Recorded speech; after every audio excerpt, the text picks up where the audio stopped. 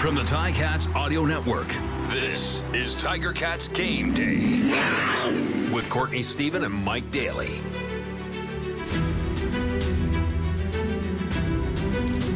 Welcome to Tiger Cats Game Day on the Ticats Audio Network. My name is Courtney Stephen, and I'm joined by my tag team partner, Mike Daly. And Mike, we're in for a treat today.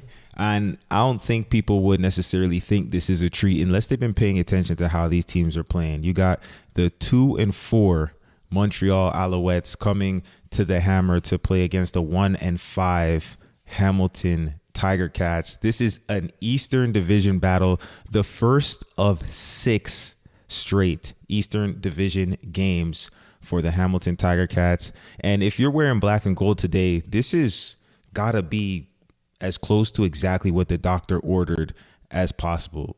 What do you feel like if you're a Hamilton Tiger Cat getting ready for a 6-game East Division, stretch right here? Yeah, I mean, you know, when we were talking about before, hey, don't panic. We're not in the panic mode, because all that matters now is to win those divisional games, right? And now with Montreal coming into town, this is where it starts. So everything that you were trying to learn on, you know, those couple of losses, the one win, whatever it might be, this is when it has to start kind of showing face. All those things you learned as you're building as a team, this is really where it matters, because, you know, all you need to do is get into the playoffs, right? Hottest team at the time you're into the playoffs, that's what matters. So we've built for these past games to now with this East Division battle and the stretch that's going to come, to get yourself in position so that, you know, come Labor Day, come end of the season, you're in a good spot to get, number one, that first round bye if you can. Number two, most important, just get into the playoffs. So this is where it really matters. And getting to the playoffs starts today for the Ticats with this East Division battle. I know it's early, but with 12 games left, you have to start buckling down and putting yourself within shooting range for that target. So let's talk about who's up, who's down, who's in, who's out. The veteran leader on this team, Chris Van Zyl, has been put onto the 6-game injured list. Now, we know him being a stalwart Canadian on that offense, being out of the lineup is going to shift some things and have some second order effects. So on that offensive line, we got Travis Vornkall jumping back in at that left tackle, and that bumps Kelly over to the right tackle, previously occupied by Chris Van Zyl. Rounding out the offensive line, Brandon Revenberg, Alex Fontana, and Coulter Wood-Mancy. That's quite the offensive line, and that's exactly what the Ticats are going to need to protect Dane Evans, who's been playing better. He's been playing really well all year long, but as of late, he's been slinging that thing, and he will have one more weapon back in the fold. You know, they had to go with 2 American tackles. That means they have to go with another Canadian somewhere else, and right on time. If you need him, call him no matter where you are. It's number 1, Lamar Durant, coming off the 6-game injured list. He hasn't made an appearance since he's been in the black and gold, so him and his Maple Leaf counterpart Ternowski will be at the wide receiver spots. Rounding it out, Stephen Dunbar Jr., Mr. One Hand himself, and Tim White, with also Agent Zero, Braylon Addison, and Don Jackson. That's quite the offense for the Ticats. To be honest, anybody who's lining up against them has got to be doing their homework, because there's weapons everywhere. Yeah, and that's, you know, you can see it when the offense is clicking, the amount of plays that these guys are able to make, right? Stephen Dunbar is able to do that one-handed catch, but he makes those type of catches every game. Maybe not that flashy, but those difficult type catches, right? Braylon Addison, I thought last game was fantastic. I mean, he's the type of guy, you know, it's he compared himself on social media to Percy Harvin, but he's one of those type of guys where he catches the ball, he gets 10, 12 yards after breaking a tackle at about 4, right? And he just somehow gets his way, that, you know, that first down machine. He's awesome at it. What I'm interested to see with this is Lamar Durant and how they use him. He is such a big body that it's one of those situations he puts defenses in this weird mismatch, right? Because you can go a version of two-back or like a heavier run style or play action with him in the game as a receiver. So defensive coordinators look at it and go, okay, they have all their receivers in, but then you can come out in these two-back packages where usually you'd see people put in a fullback or something like that to run these power runs or these deep play action passes. That's where I see Lamar Durant fitting in. Court, I do want to ask you, you're being out for that long as Lamar has. What do you kind of expect him, footing wise to get going as we get down on this road with him? And what do you expect from him early and then later on down the season?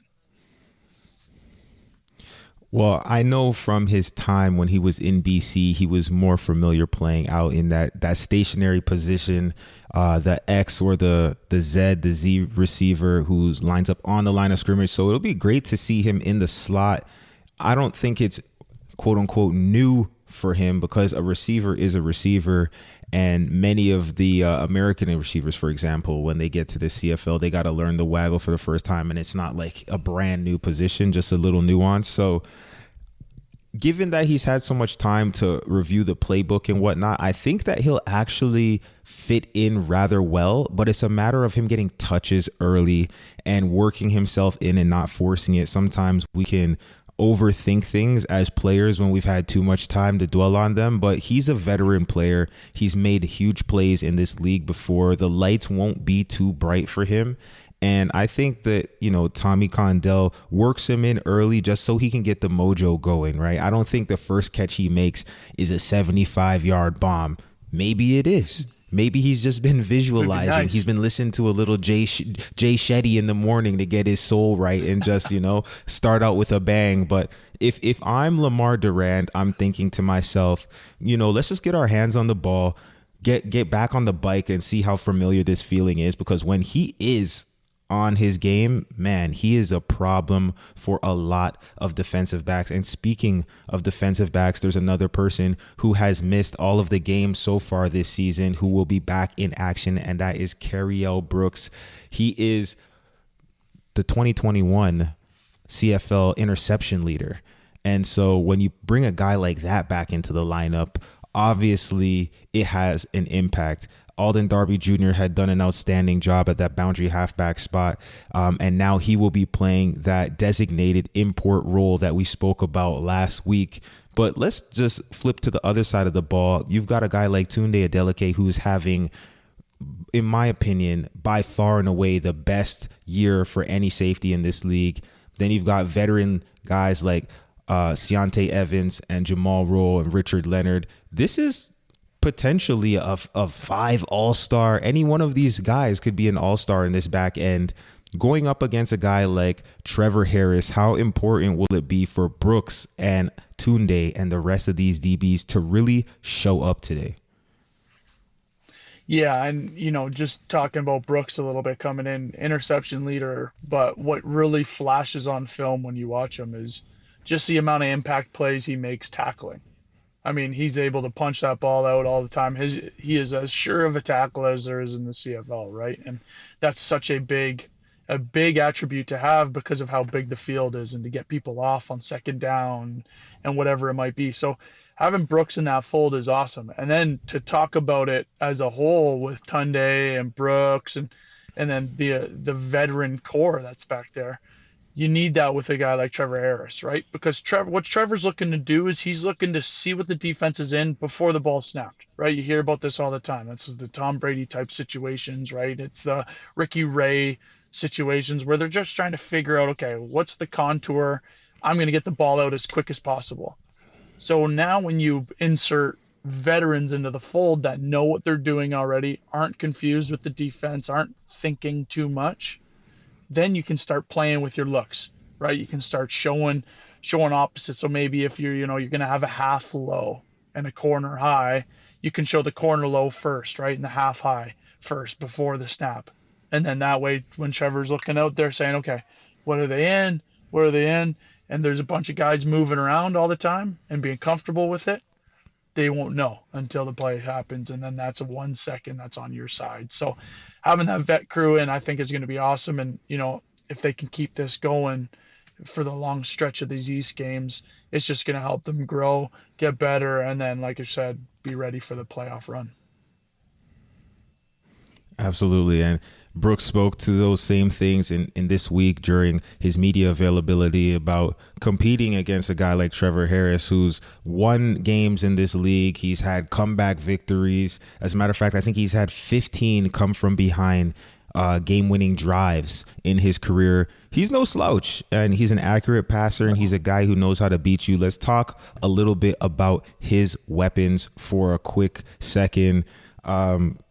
I mean, Eugene Lewis, to me, might be one of the most underrated receivers in this league. He's good at catching the ball up above his head. He's a bigger guy. He's deceptively fast. And then across from him, you've got Hergy Mayala. You got Jake Weineke.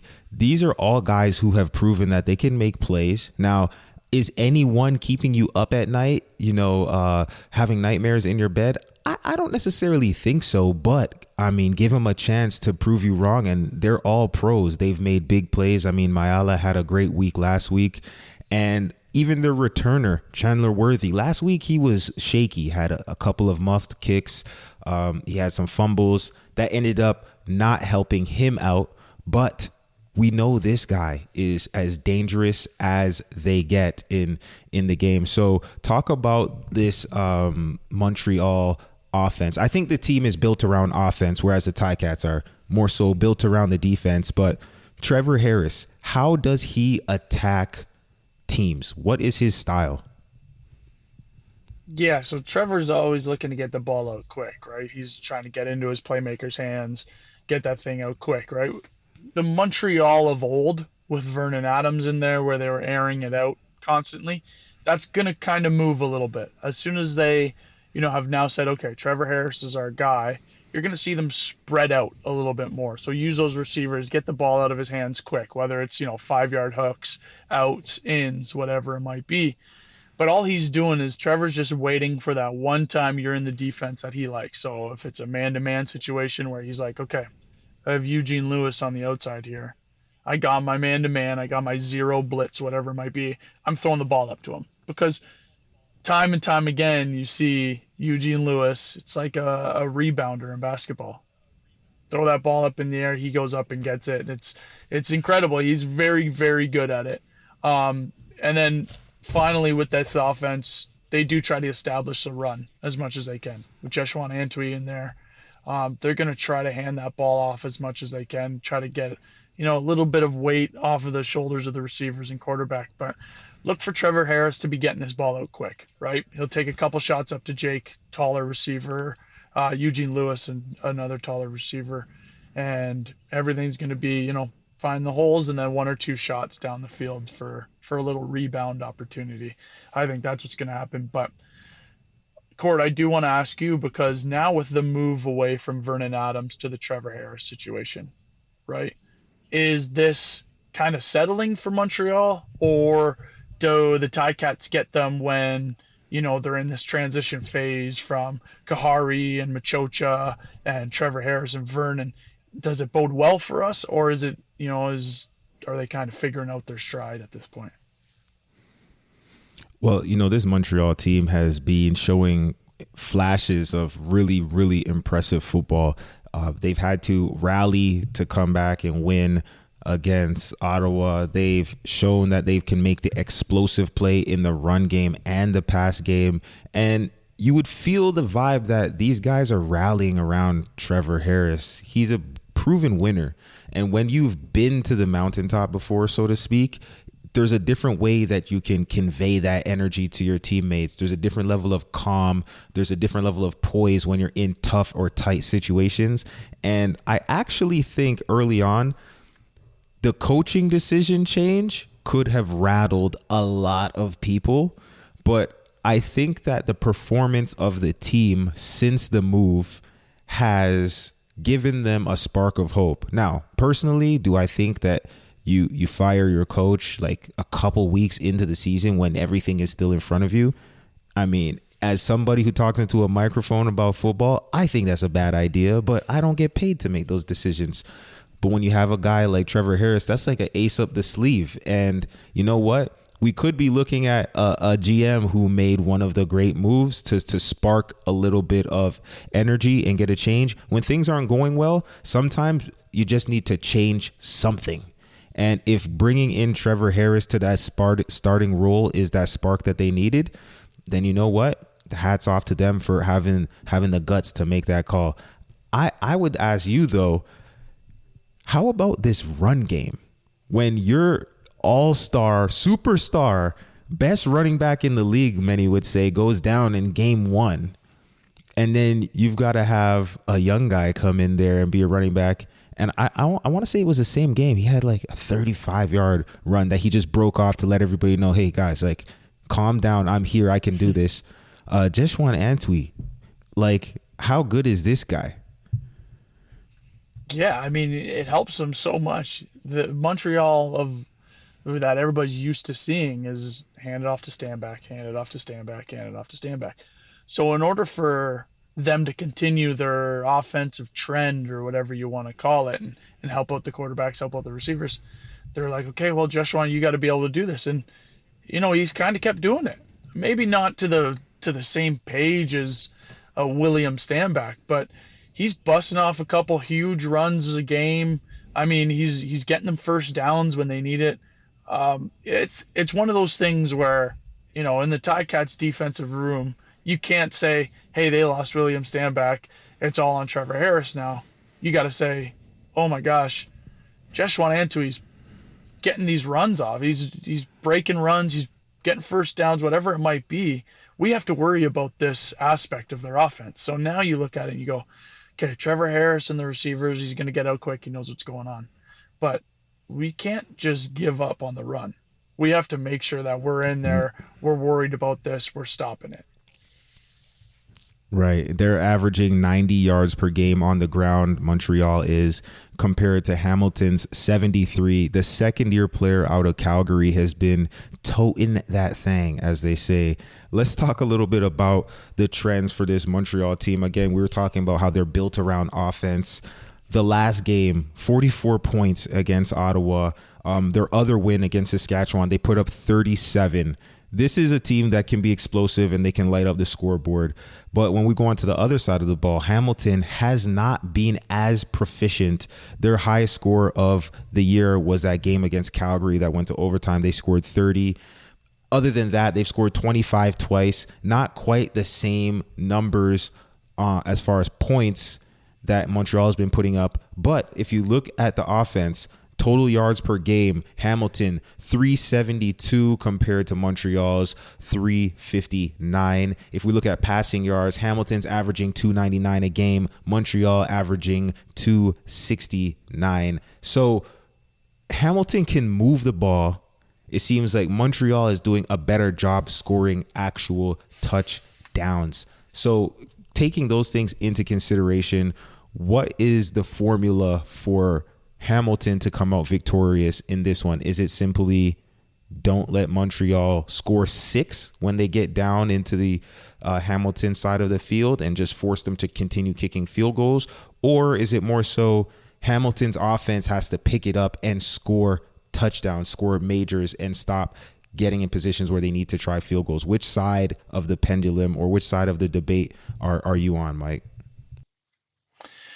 Yeah, I mean, you know, ideally, both of those happen. Hamilton's defense limits Montreal and the offense is able to put it into the end zone.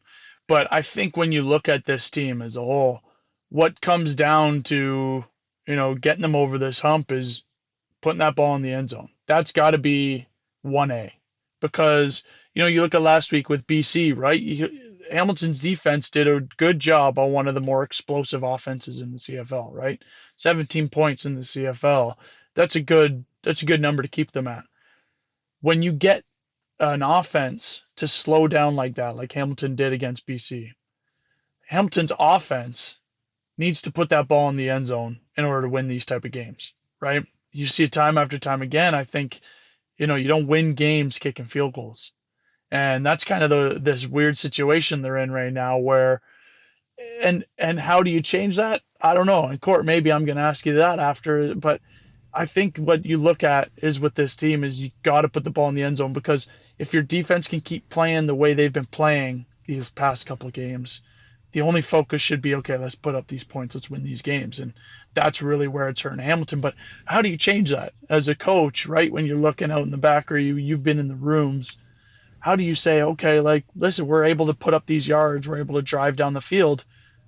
How do we just put in the end zone now? Like, it's, it's just another yard marker on the field. What's going on? Why can't we score in the end zone? Why are we always kicking field goals? What do we got to change? What's got to happen?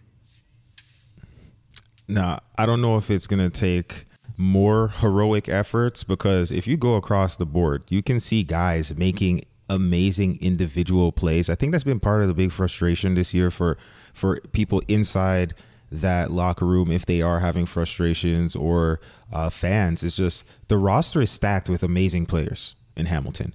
And you've got it showing in flashes. You've got a kick return touchdown here. You got a one-handed catch there. You've got, an open field tackle on an all-star offensive player in a critical second down situation, or a late game pick. There's been flashes, but I think it's time for the guys to make timely plays.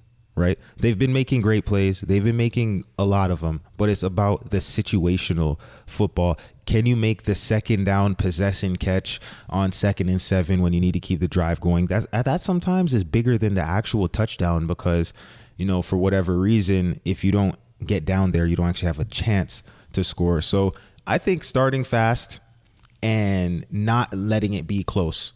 I think it was a stat like 70% of all games in the CFL this year have gone down to a one possession game within the last 3 minutes. Those haven't been working out the best in the Ticats' favor. Now, that pendulum could swing the other way, and we can revert to the mean, and they can start winning some of those close games. But at this stage, bringing an Eastern opponent into Tim Hortons Field, if I'm the Ticats, I'm thinking, what better time to run up the score than right here at home against a division opponent? And so with that said, Mike, let's talk about the matchups and the storylines that we're watching in this game. What's on your radar, or who is on your radar as key people to watch tonight? Yeah, so I think when you look at these two teams right now, what's really helping them is their special teams return units. So I think, the tough thing right now is Lawrence Woods is a game time decision, right? And he has been unbelievable on returns. But you look at the other side of the ball, and they have Chandler Worthy, right? Who, yes, you said he's been dropping the ball. It's been kind of hit or miss, but he's a very good returner, and he's shown that as soon as he got over to Montreal. So I think that's going to be my matchup, because when you talk about helping out offenses, right? Part of the reason Montreal was able to put up so many points is because of how well Chandler Worthy was returning the ball, right? The reason that Lawrence Woods can get off and get these yards on the return is because of how well that special teams unit is playing. Now what we have to do is we have to see this change over and help out this offense by, like you said, getting those extra first downs so that we can get into the end zone and get these guys a chance to make one of these timely plays in the end zone to get a touchdown. So that's my first matchup is look at these two top of the CFL return units and see who can help that offense out the most and get them into good field position and win that field position battle to try to score these touchdowns. Yeah, and talking about field position, my matchup was Trevor Harris versus the returning Cariel Brooks. Now, I know there's a lot more guys that Trevor Harris has to take on, but in critical second down situations, in late game situations, there's certain receivers who get paid to make those catches. They're usually in the boundary, and a lot of the times they play in either the X or the W spot. And, Brooks is going to have a chance to shine when the lights are on. And if I'm an offensive coordinator, I want to go up against a guy who is the least minutes this season. I want to go up against a guy who hasn't been playing to just see, hey, are you ready? Is your confidence there? Is your footing there? It might not be all the way back to 100%, as they say, in mid-season form, the way that you would expect from a veteran guy like Brooks, had he been playing since week one. So for me, I want to see how Cariel Brooks steps back into his role as one of the leaders on that defense. And going up against a guy like Trevor Harris is never easy. So you've got to be prepared. Ticats, I know that you guys are prepared. Tiger Town. So 7:30 Eastern at the Donut Box. The 2-4 Montreal Alouettes are coming to town to take on the 1-5 Hamilton Tiger Cats. You can catch the game live on the Ticats audio network, or if you're in town, swing by, grab a $5 beer before kickoff, and listen to Luke and RJ on the call. Bubba and Andy got the pregame an hour early, and that's about it for us. We appreciate you tuning in as always. And next week, we will be here again on Tiger Cats Game Day to get you ready for the next one. Enjoy the game, and we'll talk soon. It's game day and you're ready. So are we. Let us know your thoughts. Email us at gameday@ticats.ca. Courtney Stephen and Mike Daly are here every game day with their insights into today's game. Subscribe to the Ticats Audio Network on Spotify or wherever you get your podcasts.